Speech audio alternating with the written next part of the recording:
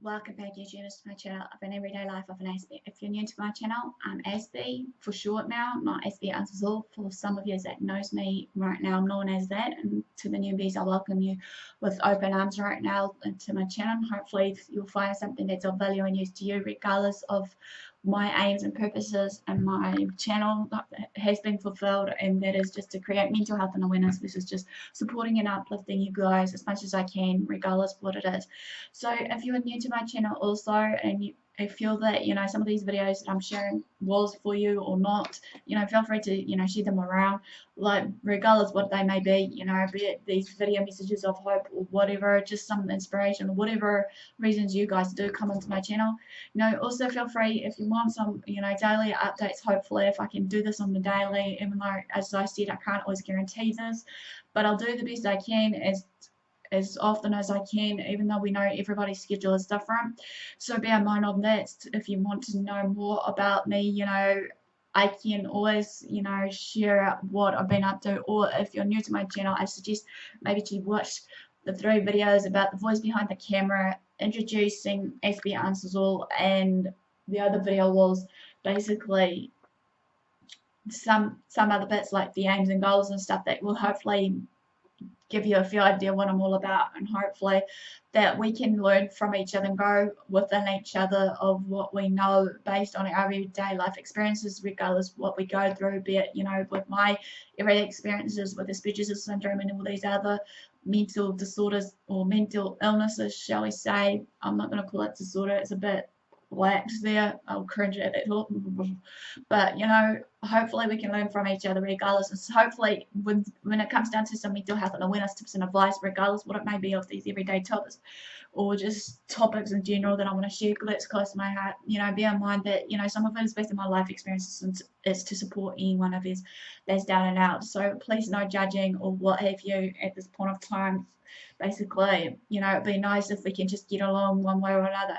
So long for the do, guys. Basically, at this point of time, I'm taking a break quickly from my Beauty from Ashes video messages, inspirational messages, whatever you want to call those type messages of videos that I'm actually addressing to you all, and thought to address to you all a bit more of the mental illnesses kind of, sector. This one especially for doing about social anxiety in schools, how to deal with it, because I feel in my heart right now that despite it all, that I want to tidy up some loose ends as well, because as I said before also that I'm going to hopefully do some more research on some everyday problems with the disorders and the body systems that we come across, some that me may not know of, and hopefully maybe some of these videos when it comes into play will be of value and use to you, as well as some of this just basic introductory, human anatomy and physiology. I know some of it, you guys may know, but about all the body systems and whatnot, but that's okay. You can share these around to family, friends, or what have you, as resources or whatever it may be for their own personal use, or there just to share it out there. So without further ado, before I run out of time, this is part 2 out of the part 4, just to be in mind also of this part of the series. Just a disclaimer that I'm no medical professional. I'm just a normal everyday human being going about sharing my life experiences and how I go with it, with my management tips and tricks, techniques, and whatever else you want to call it. And hopefully within this that you can actually seek the professional help when you see some of the warning signs and symptoms that may come across with these mental illnesses or whatever else I may bring out for yourself or for your family, friend, or whoever that you feel concerned about. Also seek professional help or professional advice as a second opinion if you must, if you feel that you need that second opinion. Basically it's fine by me, because I'm just doing what I felt to share with you of what's important to me, of how I go about it. Everyone has their different way of going about experiencing these, as well as managing and coping with these. So not for the do, guys. Basically also just to bear in mind that I don't condone any self-harm, so please seek medical advice and attention where it's overdue or needed. So part 2 of this panic attacks while in school, obviously, as you know, basically. Also, this will be broken down to 4 parts, step by step, so you can easily follow it as a little follow me guide. So let's begin this. So this was basically of the part 2, getting through the attack. So number 1 is get to the agreed upon location. Okay, there are so many times in our lives, as we know, that we do tend to, I don't know, most of us will suffer from either a panic attack or anxiety attack or whatever it may be, and it's our natural body responses for that fight, flight, fright response to come through at the end of the day, regardless of the situation at hand that we're facing, regardless that's, making us having those classic signs and symptoms of panic attacks or anxiety attacks. So therefore, basically, what we need to know, basically, first and foremost, is why is it happening? Where is it happening? How can I actually get myself through the day? What's the causes and triggers of my attacks? Can I eliminate a couple of things in my, out of my way of things that's causing it one way or another? These are the few things maybe just to be on mind. But continuing on with this though, as I said, when it comes down to it, when you're experiencing these panic attacks, maybe in a crowded hallway or classroom, maybe I do feel this sometimes, if I'm like, as I shared with my social anxiety, if I'm in a big crowd, sometimes it overwhelms me to the core. Either I A, have an attack, or B, I'll have my meltdown, depending on the time of day, moods, and everything else. I'll know when to remove myself and excuse myself, even though I'm getting better now to explain to certain people that I need to excuse myself from that everyday situation that's making me uncomfortable, unease, or whatever it may be. Because at the end of the day, as I'm sharing with you, I used to just walk off, and many people just thought, geez, Kerrin's rude. But just bear in mind, if you know the warning signs and symptoms of someone suffering from panic attacks, anxiety attacks, meltdowns, or whatever, then hopefully you'll understand that, I'm not being rude. It's just the way how I function and how I work and deal with my day. Okay, so when it comes down to it, as I said, with these attacks, regardless where you are, in the crowded hallway or classroom setting, calmly but quickly give your teacher a cue and then make your way to the nurse's or counsellor's office or to the restroom or wherever that you feel calm and at ease, to do whatever you need to do for yourself. Number 2, practice deep breathing. Okay, this is one of the best techniques I try to do, practice deep breathing. Okay, when you're experiencing some of your panic attacks, your heart, those classic signs, your heart will begin to rapidly beat. You may feel pain in your chest, feel so tight-chested, you feel like you're, breathing is restricted, you feel hot, clammy, you'll begin to shake on your hands and legs, maybe your whole body may tend to shake. Shortness of breath, however, raspberry breath, sweating, you start sweating, among many other signs that are classically known for anxiety and panic attacks. But getting into control of this breathing of yours can help you to calm down and reduce this panic stage. So what I suggest here is for the advice here to reduce this panic for the breathing technique is number 1, sit in a chair or close the lid of the toilet, wherever you may be, on the floor with your back up against the wall, place one hand on your chest and one on your belly. Close your eyes if need be. Take slow, controlled breath in through your nose and out through your mouth. Number 2 on this advice and tips along the way of this step is, as you inhale, the hand on your belly should expand and it will collapse with each time you exhale out the breath that you do.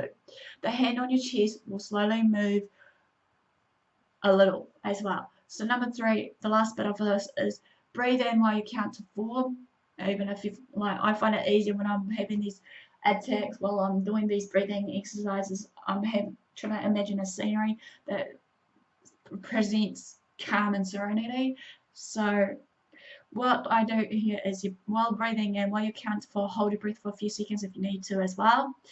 Then release the air as you count down from 4. Keep repeating the cycle of inhaling and exhaling until you still feel, until you start to feel calmer. But another one for this breathing technique also for some people is, is maybe have a paper bag on hand or a balloon. I don't know if this will work for you guys, but a paper bag I used to carry around me a lot when I was, either in crowded environments, and whatnot. And I'll just breathe in and then out through the paper bag, and then in again, out again, and again, so, same technique, counting 1 to 4, in through your nose, out through your mouth technique.